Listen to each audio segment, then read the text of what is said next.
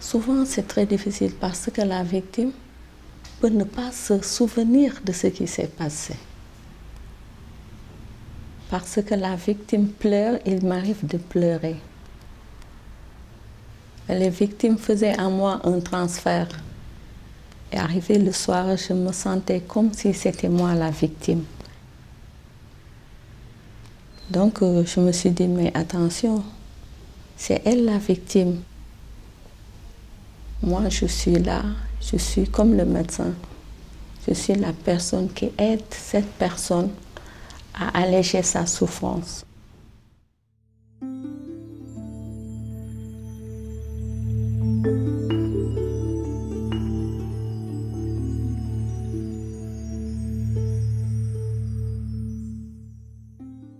Peut-être vous êtes les premiers qui peuvent peut-être écouter l'enfant dans son raconte de ce qui s'est passé. Voilà.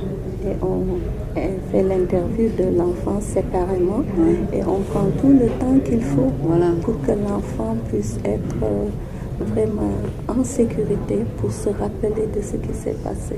Et on parle des enfants de quel âge Les là? enfants, on a le plus petit, il a 22 mois. Donc, et le plus grand a 17 ans.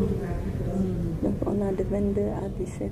Il y a des jeunes filles. J'accompagne la victime petit à petit jusqu'à ce qu'elle-même prononce le mot qu'elle garde en interne, mais qu'elle n'ose pas avouer de peur d'être trahie par sa religion, sa conscience, sa communauté.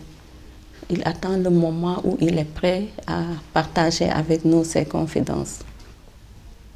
La plupart sont des réfugiés demandeurs d'asile. La victime n'est pas reconnue. Juridiquement, il n'a pas une identité. Il peut exercer aucune activité professionnelle. Donc ça aussi a des conséquences sur sa réhabilitation. Ces victimes sont tous dans un état psychique, caractérisé par un sentiment de désespoir, de culpabilité, de déshonneur, de mépris vis-à-vis de personnes qui leur ont fait subir du mal ou à défaut de les atteindre, à s'en prendre à leurs proches. Le CAPREC a enregistré un nombre de 1500 victimes de torture. On travaille avec des personnes ordinaires, des personnes avec qui on n'attend rien d'eux. Beaucoup de gens ne trouvent pas d'intérêt à travailler avec des victimes. Quand on fait ce travail, souvent on est même marginalisé. Et c'est quand on vient à Genève qu'on se rend compte que notre travail est important.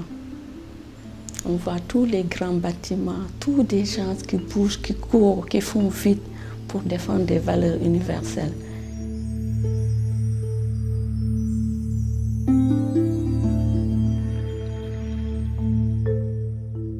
Et c'est à vivre CAPREC que j'ai découvert la torture, des pratiques que je pensais qu'ils n'existaient pas. Tout ce que je voyais comme discrimination, tout ce que je voyais comme violation de droits. J'ai commencé à développer des idées, à faire des recherches. Le premier document qui m'a séduit, c'est la Déclaration universelle des droits de l'homme. J'ai eu le texte, j'ai lu, j'ai relu et ça commence à forger en moi une nouvelle personnalité. La torture est là. La torture existe. Et tant que ces conflits ne s'arrêtent pas, je pense qu'il y aura toujours la torture. Et tant qu'il y a la torture, il y aura des victimes. Et les victimes doivent être soutenues et accompagnées pour alléger leur souffrance et leur permettre de se reconstruire dans une nouvelle vie.